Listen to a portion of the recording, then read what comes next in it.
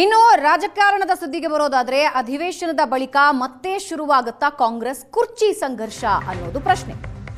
ಈಗ ಅಧಿವೇಶನ ಮುಕ್ತಾಯ ಆಯಿತು ನಿನ್ನೆ, ಮತ್ತೊಂದು ಸಲ ಕುರ್ಚಿ ಸಂಘರ್ಷ ಶುರುವಾಗುತ್ತಾ? ಸಿಎಂ ಸಿದ್ದರಾಮಯ್ಯ ಬಜೆಟ್ ಮಂಡನೆಗೆ ಇನ್ನೊಂದು ತಿಂಗಳು ಬಾಕಿ ಇದೆ. ಪೂರ್ವಭಾವಿ ಸಭೆ ಇವತ್ತಿನಿಂದ ಆರಂಭ ಆಗ್ತಾ ಇದೆ.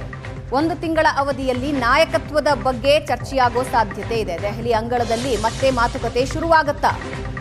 ವಿಧಾನಸಭೆ ಮೊಗಸಾಲೆಯಲ್ಲಿ ಚರ್ಚೆಗೆ ಕಾರಣವಾಗಿತ್ತು ಕುರ್ಚಿ ಫೈಟ್.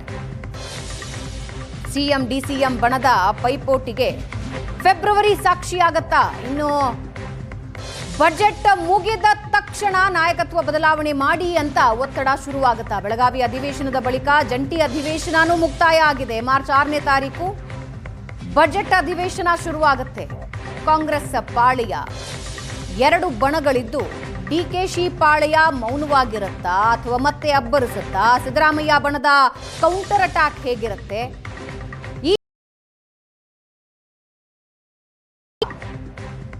ಹಾಗಾದ್ರೆ ಏನು ಮಾಡಬಹುದು ಡಿಕೆಶಿ ಪಾಳೆಯ? ಒಂದು ತಿಂಗಳಲ್ಲಿ ಡಿಕೆಶಿ ಪಾಳೆಯ ಹೈಕಮಾಂಡ್ ಭೇಟಿ ಮಾಡೋ ಸಾಧ್ಯತೆ ಇದೆ. ಹೈಕಮಾಂಡ್ ಮುಂದೆ ಮತ್ತೊಂದು ಸುತ್ತಿನ ಪ್ರಯತ್ನ ಮಾಡೋ ಸುಳಿವಿದೆ. ಬದಲಾವಣೆ ಬಗ್ಗೆ ಹೈಕಮಾಂಡ್ ಚಿಂತನೆ ಅರಿಯೋದಕ್ಕೆ ಡಿಕೆ ಶಿವಕುಮಾರ್ ಪ್ರಯತ್ನ ಪಡಬಹುದು. ನಾಯಕತ್ವ ಬದಲಾವಣೆ ಕುರಿತು ಹೈಕಮಾಂಡ್ನಿಂದ ಸ್ಪಷ್ಟನೆ ಕೊಡಿ ಅಂತ ಕೇಳಬಹುದು. ಹೈಕಮಾಂಡ್ನಿಂದ ಕೊಡೋ ಸಾಧ್ಯತೆ ಇದೆಯಾ? ಮಾರ್ಚ್ ಅಂತ್ಯಕ್ಕೆ ನಿರ್ಣಯ ಕೈಗೊಳ್ಳೋದಕ್ಕೆ ಒತ್ತಡ ಹಾಕುವ ಸಾಧ್ಯತೆ ಇದೆ. ಅಧಿವೇಶನ ಮುಗಿದ ತಕ್ಷಣ, ಬಜೆಟ್ ಅಧಿವೇಶನ ಮುಗಿದ ತಕ್ಷಣ ನೀವು ನಿರ್ಧಾರ ತಗೊಳ್ಳಿ ಅಂತ ಡಿಕೆಶಿ ಒತ್ತಡ ಹಾಕಬಹುದು.